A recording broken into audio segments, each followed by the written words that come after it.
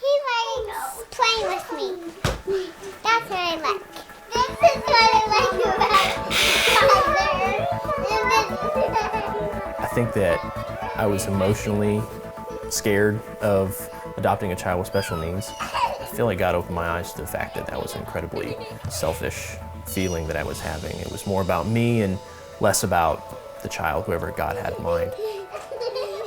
We always wanted to adopt, but we never considered international adoption because we always had excuses, but it wasn't until we finally started looking at it that we were just scared. We knew up front that we did not have the required funds to adopt internationally. So we started selling stuff and having garage sales, and God used that to provide for the first initial funds that we needed. We literally had people drive up to our house and say, people who we knew, and say, hey, I felt like God was telling me that you guys might need this money right now, and it was exactly how much we needed at that particular time. So it was so cool to see how He would provide in specific ways like that. First, all we knew was that he was about 18 months old and Levi has HIV, and we knew that we were open to that. We also knew that he had some developmental delays, physically and mentally, some speech delays, but we didn't know the severity of everything.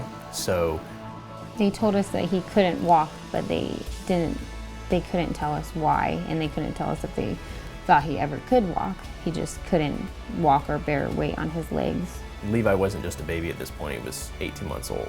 So yeah. He by all typical standards, Levi should have been walking at 18 months old, but he couldn't even stand on his legs.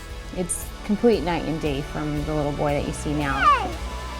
Come on down, bud. The doctors, they had been measuring this particular hormone in his body, or chemical in his body, and one of the ways this chemical, I guess, is produced is through the bones, and they were concerned about it because it was higher than normal.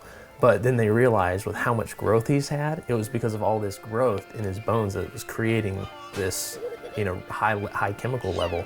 So they were like, oh, it's just because of the growth, We've chosen to be open about Levi's status of having HIV because we feel like there's a lot of bad stigma about HIV.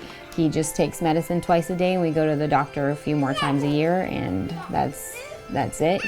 Yeah, with his viral load undetectable, it's very, very, basically no chance of him passing it on right now. We had to explain to some of our friends, you don't have to be afraid of him sharing a sippy cup with your child, or, even if he cuts his leg, we don't have to go and put gloves on and masks on and stuff. You just do what you would do for a normal, for anybody else. When we look at our son, we don't really see any special needs. When he was evaluated for speech and physical therapy, they said that he's on track now, so he doesn't even qualify.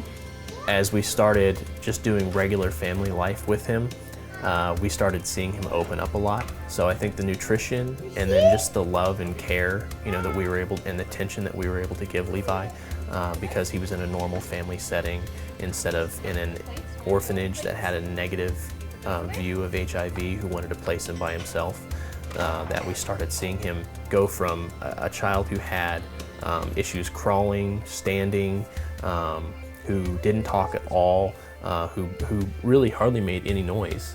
Just very quiet, just kind of watched everything. He's turned into a very energetic, very outgoing boy who loves to run around. It's amazing to see what a family can do holistically for a child.